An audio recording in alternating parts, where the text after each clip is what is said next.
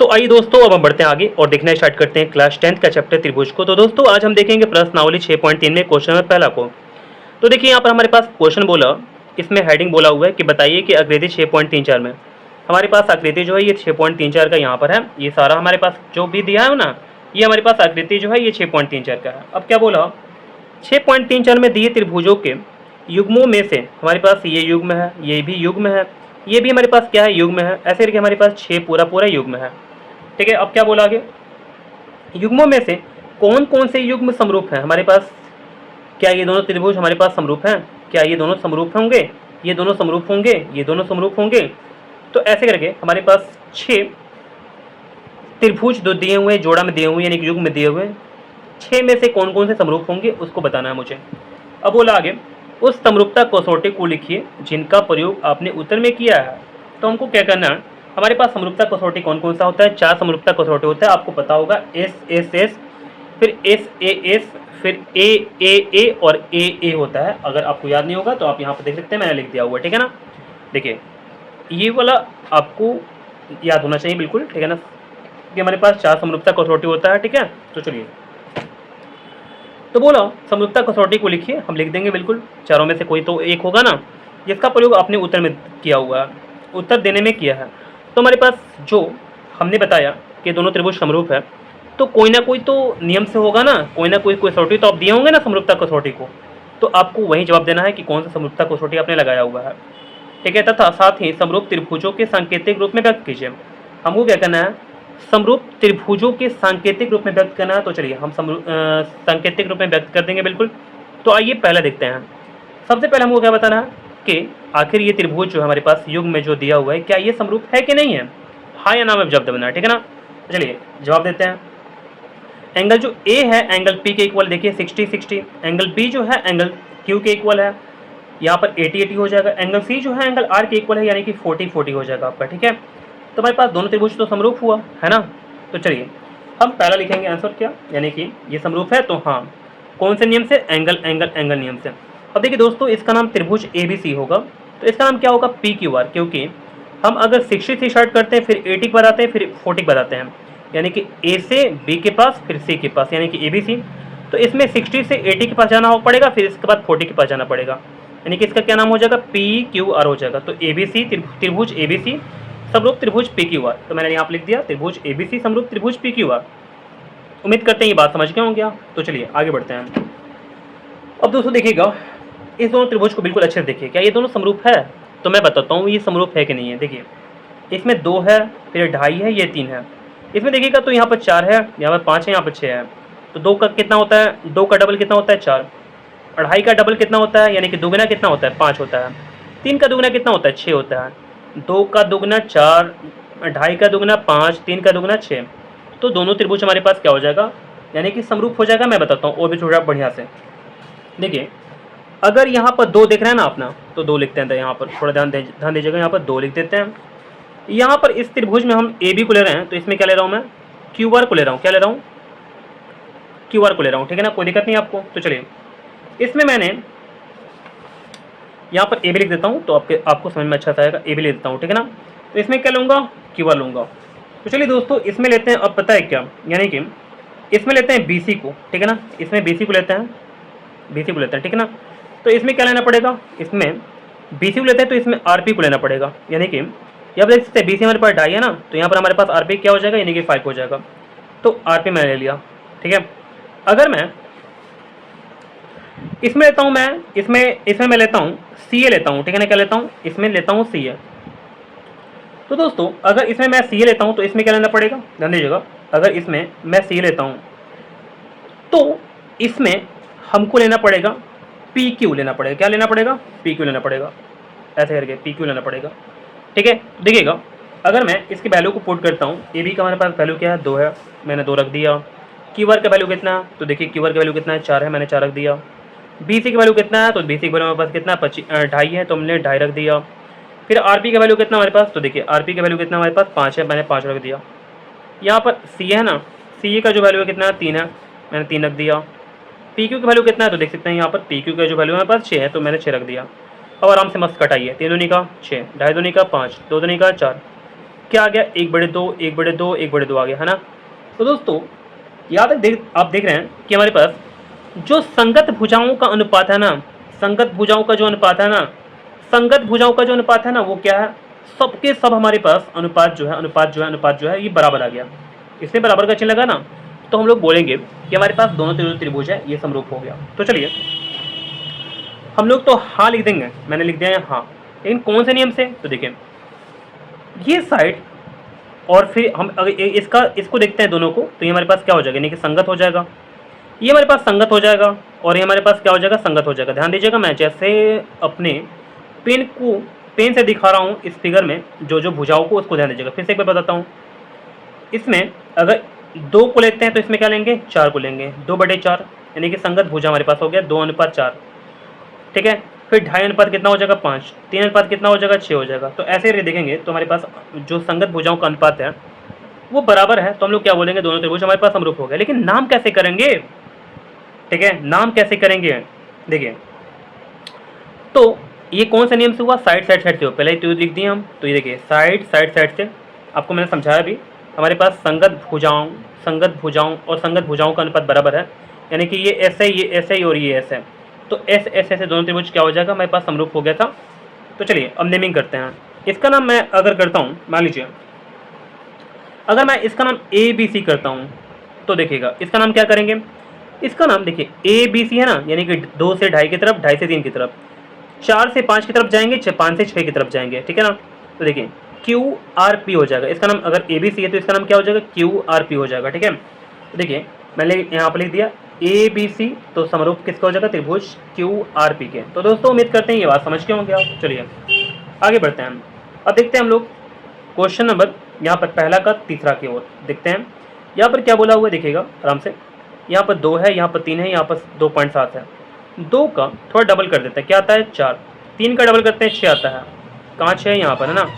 2.5 का डबल करेंगे तो क्या आएगा, 2.5 का डबल करते हैं तो क्या आता है, यानी कि 5.7 आ जाएगा, 5.7 आ जाएगा कि 4 आ जाएगा जी, 5.4 आ जाएगा, ठीक है ना। तो 5.4 कहीं पर यहाँ पर दिख रहा क्या, नहीं। देखिए दोस्तों यहाँ पर ध्यान दीजिएगा, अगर तो 2 का अगर दुगना करते तो 4 आता है, 4 हमारे पास है, 3 का दुगना करते तो 6 आता है हमारे पास, 2.7 का अगर दुगना करते तो 5.4 आता है, लेकिन यहाँ पर 5 है हमारे पास। तो दोस्तों ये दोनों हमारे पास त्रिभुज जो होगा ये समरूप बिल्कुल नहीं होगा, तो हम लोग लिख देंगे साफ साफ, यहाँ पर हमारे पास त्रिभुज जो है वो बिल्कुल समरूप नहीं है, तो नहीं लिख देंगे, ठीक है ना। अब चलते हैं आगे, तो देखिएगा पहला का चौथा यहाँ पर बोला कि यहाँ पर हमारे पास 2.5 है, तो 2.5 का अगर डबल करते हैं तो कितना आता है, 5 आता है। क्या इसमें 5 है, नहीं है। तो यहाँ पर जो 6 है ना, इसको आप 6 नहीं बल्कि 5 मान के चलेंगे, क्योंकि 5 ही सही होगा, ठीक है ना। अब देखिएगा यहाँ पर हमारे पास जो ये 5 है, 5 का डबल करते हैं तो कितना आता है, 10 आता है ना। और ये वाला एंगल इस एंगल के साथ मैच कर गया, यानी कि दोनों भुजाओं के बीच में कोण है। ये दोनों हमारे पास जो भुजा है ना, ये दोनों भुजा जो है इसके बीच में कोण है। तो मैं आपको अच्छे समझाता हूँ, ध्यान दीजिएगा। देखिएगा अगर मैं यहाँ पर आपको दिखाता हूँ NM, ठीक है ना, यहाँ पर दिखाता हूँ क्या, या MN दिखा दीजिएगा ऐसे करके। अगर MN दिखाता हूँ मैं, ठीक है, तो इसमें क्या दिखाना पड़ेगा, इसमें दिखाऊंगा मैं आपको पता है क्या, यानी कि QP आपको दिखाऊंगा, क्या दिखाऊंगा, QP दिखाऊंगा, बटे में QP हो गया बराबर। अगर मैं करता हूँ तो देखिएगा यहाँ पर ML दिखाता हूँ मैं, क्या दिखाता हूँ, ML। तो दोस्तों यहाँ पर क्या दिखाना पड़ेगा, यहाँ पर दिखाना पड़ेगा आपको क्या, तो देखिए यहाँ पर QR दिखाना पड़ेगा, तो मैं यहाँ पर QR दिखा दे रहा हूँ। अब वैल्यू को थोड़ा पुट करते देखते हैं होता क्या है। तो देखिएगा MN QP, MN का वैल्यू कितना है, MN का वैल्यू हमारे पास 2.5 है, तो 2.5 हो जाएगा। यहाँ पर हमारे पास QP है ना, तो देखिए QP हमारे पास कितना है, QP हमारे पास कितना है, 5 है, तो मैंने यहाँ पर 5 रख दिया। ML बटे में QR, ML हमारे पास कितना है, 5 है, और QR कितना हमारे पास 10 है ना। तो 5 बटे में कितना हो गया, 10, 5 तो नहीं का 10, 2.5 तो नहीं का 5 हो जाएगा हमारे पास। 1/2 बराबर कितना हो गया हमारे पास, 1/2 हो गया।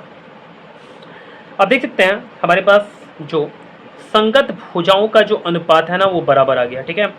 तो ये हमारे पास S हो गया, ये हमारे पास S हो गया। और अगर ध्यान दीजिएगा तो हमारे पास बीच में कोण है दोनों के बीच में, ठीक है ना, ये दोनों भुजा है ना, इसके बीच में कोण है, ये दोनों भुजा जो है ना इसके बीच में कोण है ना। तो दोस्तों हमारे पास साइड एंगल साइड से और साइड एंगल साइड से दोनों त्रिभुज क्या हो गया, समरूप हो गए, ठीक है। तो मैंने यहाँ पर लिख दिया कि हाँ समरूप तो होगा ही हमारे पास। और हमारे पास कौन से नियम से होगा, SAS नियम से होगा, ठीक है ना, मैंने आपको समझाया भी अभी। तो देखिएगा अगर मैं इसका नाम देता हूँ MNL, तो इसे क्या नाम दूंगा? तो देखिए मैं आपको समझाता हूँ। MNL देता हूँ नाम, यानी कि जो एंगल है ना, तो एंगल को मैं पकड़ता हूँ जो हमारे पास 70 दिया हुआ है, तो इसमें भी एंगल को पकड़ेंगे। यहाँ पर क्या हो जाएगा? Q हो जाएगा।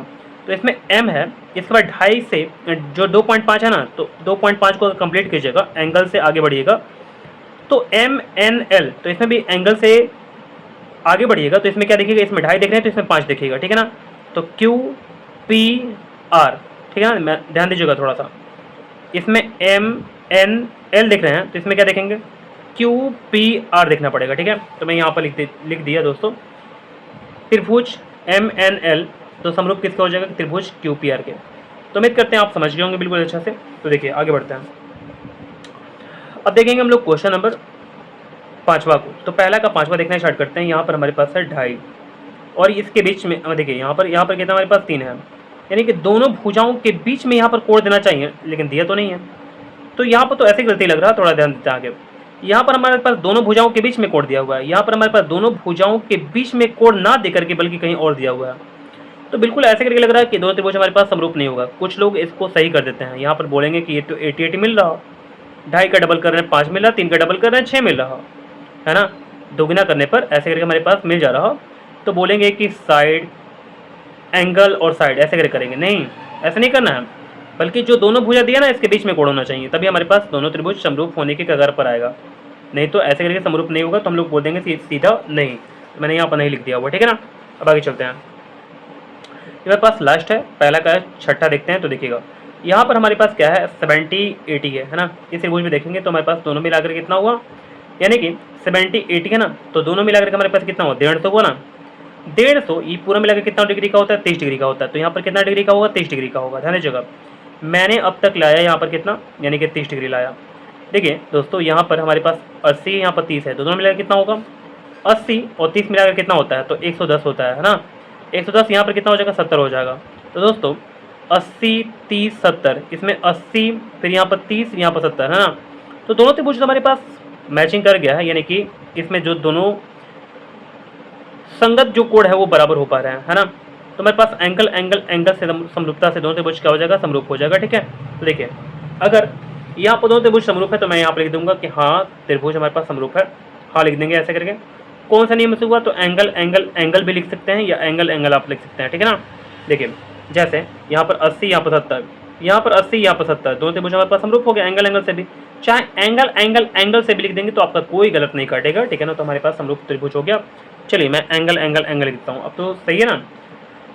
तो दोस्तों हमारे पास अगर मैं इसका नाम मैं देता हूँ DEF, तो देखिए 70 से 80 की तरफ जा रहे हैं, फिर इसके बाद ब्लैंक के पास यानी कि 30 के पास, 70, 80, 30। तो इसमें क्या करेंगे? 70 कहाँ पर है? 70 यहाँ पर आएगा, 80 और 30, यानी कि इसमें नाम देते हैं DEF। तो इसमें क्या नाम देना पड़ेगा? PQR। इसमें DEF, इसमें क्या हो जाएगा? PQR हो जाएगा, ठीक है।